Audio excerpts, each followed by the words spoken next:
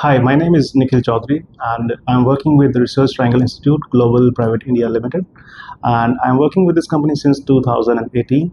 And I have joined SSDN Technologies in 2016, where I have, took my first course of MCSA, and that was the beginning. And since then, I have been having my courses, certifications from SSDN since then. And recently, I have completed my AZ 104, and I have successfully complete course as well as certification from here.